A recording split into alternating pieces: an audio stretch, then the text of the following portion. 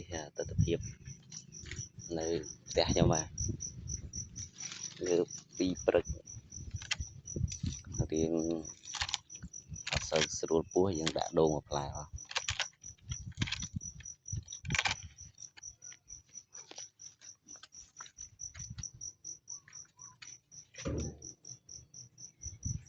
liền lẹ chụp cho